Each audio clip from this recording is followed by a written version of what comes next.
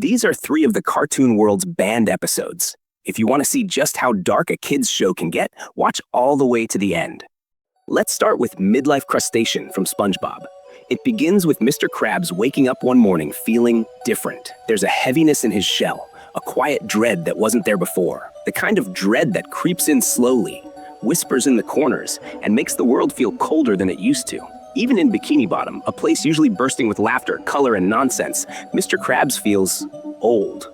He looks around, his claws trembling slightly as he shuffles to the kitchen, glances at his daughter Pearl, and wonders if the spark of youth has finally left him behind. Pearl, oblivious to her father's torment, casually tells him he's old, and in that moment, the weight of every passing year presses down, echoing in the silence of his little apartment. He tries to shake it off, pretending that money and business can keep him young, but the gnawing feeling of lost time lingers. SpongeBob and Patrick, ever oblivious yet oddly perceptive, notice this strange gloom surrounding their friend. They decide, in their typical over-the-top fashion, to help him reclaim a piece of that long-lost youth. At first, it's all innocent fun. Arcade games, silly dances, and trips around town that leave Mr. Krabs smiling for a moment. But as the night grows darker, and the neon lights of Bikini Bottom flicker ominously against the ocean's surface, the fun spirals into something far more uncomfortable. Patrick reveals their final plan. A big adventure, he says, with a mischievous grin that doesn't quite reach his eyes. And then, the scene unfolds that would forever taint this episode in the eyes of parents and censors alike. They sneak into houses looking for a thrill. And the thrill? Stealing women's underwear. It's meant to be a gag, absurd and ridiculous, but beneath the laughs, there's an unease.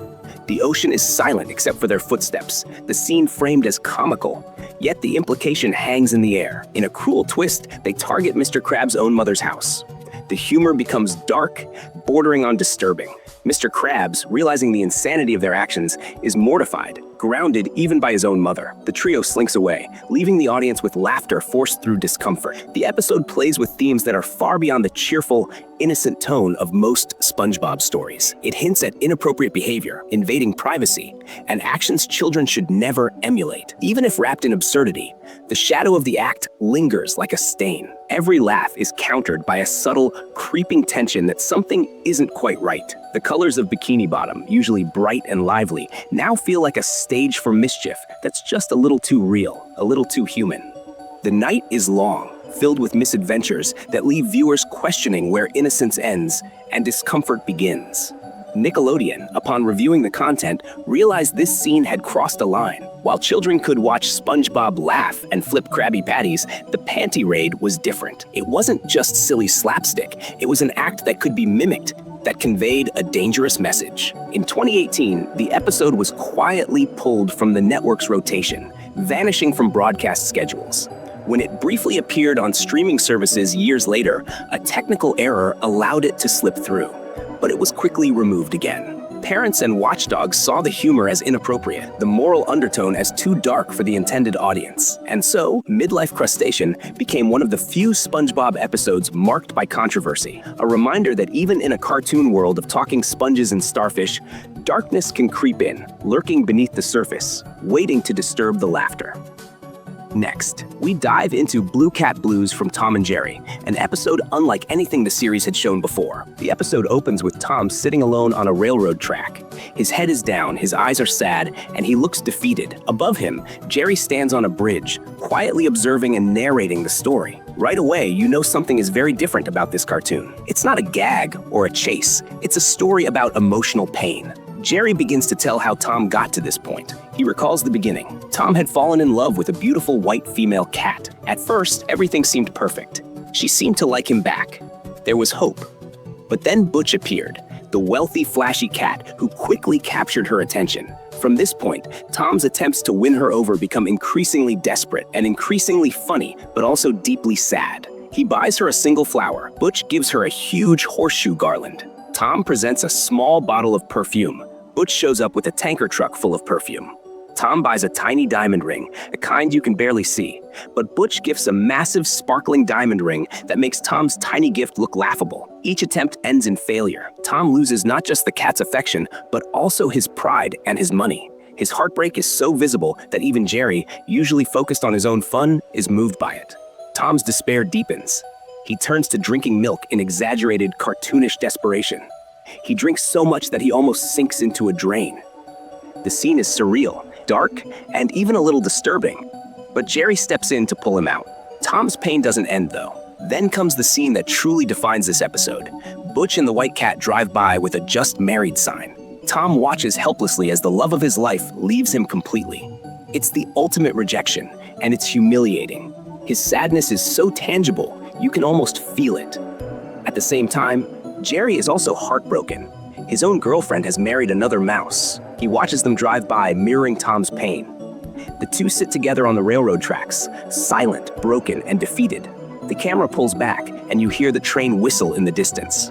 The sound grows louder. Tom and Jerry sit there, waiting. The screen fades to black.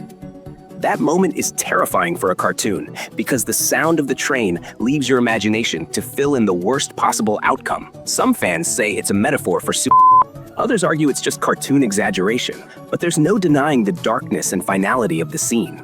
Blue Cat Blues shocked audiences because it was so different from the usual Tom and Jerry episodes. It didn't end with a laugh. It didn't reset everything by the next gag. It lingered. It left viewers thinking about sadness, loss, and despair, themes rarely explored in animated shorts for children. This episode was controversial. It was rarely aired on TV for decades because networks worried that the dark content was too heavy for young audiences. Over time, however, many critics came to appreciate it as a bold experiment, a cartoon that dared to show that even fictional characters could experience real crushing sadness. Finally, let's take a look at Mr. Skinnylegs from Peppa Pig. You might think it's just a cute story about a spider, but there's a lot more going on here. On a calm day in the Pig family's house, Peppa is busy setting up a tea party for her dolls. She's arranging tiny cups, making sure everything looks perfect. George, her little brother, isn't paying much attention. He'd rather put the dolls to bed. But Peppa insists he helps with the tea party. She hands him the teapot to fill with water. Everything seems normal until George goes to the bathroom. While filling the teapot, George spots something crawling near the sink. It's a small spider with long, thin legs. Instead of screaming, George is fascinated. He carefully picks it up and decides to bring it along, naming it Mr. Skinnylegs. He places it in the doll's bed, proud to introduce his new tiny friend to Peppa. Then Peppa notices the spider. Her reaction is immediate: squeals, jumps, and full-on panic. She runs to Daddy Pig for help, terrified. This is a classic moment: George's curiosity versus Peppa's fear. One sees wonder, the other sees danger. Daddy Pig tries to calm the situation. He explains that spiders are harmless and helpful. They eat flies and keep the house clean, he says. But as he approaches Mr. Skinnylegs, he freezes. Even Daddy Pig, usually brave, is scared. He calls for Mummy Pig instead. Mummy Pig enters, slightly cautious but more composed. Peppa officially names the spider Mr. Skinnylegs, and Mummy Pig reassures her it can stay. Surprisingly, the tiny spider is accepted as a guest at the tea party. This moment teaches children that fear can be managed with calm guidance, and that not all creatures are dangerous. The family sits down for the tea party, and Peppa even offers a little piece of cake to Mr. Skinnylegs. Daddy Pig, still uneasy, accidentally loses his balance and falls off his chair. Everyone laughs, including George, Peppa, and even the tiny spider. The moment is funny, relatable, and keeps the story lighthearted. Later, Mr. Skinnylegs returns, and Peppa and George welcome it warmly. The episode ends with a simple but important lesson. Understanding and curiosity are better than fear. Even small, unusual creatures can be friendly and helpful if we give them a chance. Interestingly, this episode was banned in Australia for a while. The reason? Real spiders in Australia can be venomous, and authorities worried that children might try to approach real spiders thinking they are harmless like Mr. Skinnylegs. While the episode is safe and educational in most places, the ban was a precaution to prevent accidents. So next time you see a spider, remember Mr. Skinnylegs. Sometimes a little courage and understanding can turn fear into fascination. By the way, I want to share something personal with you all. I have arachnophobia, a real fear of spiders.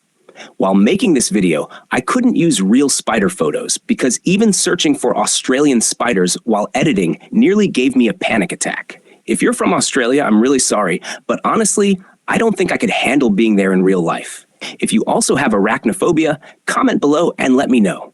We're in this together. That's why the visuals you saw here were safe, stylized spiders instead of real ones. Thanks for understanding.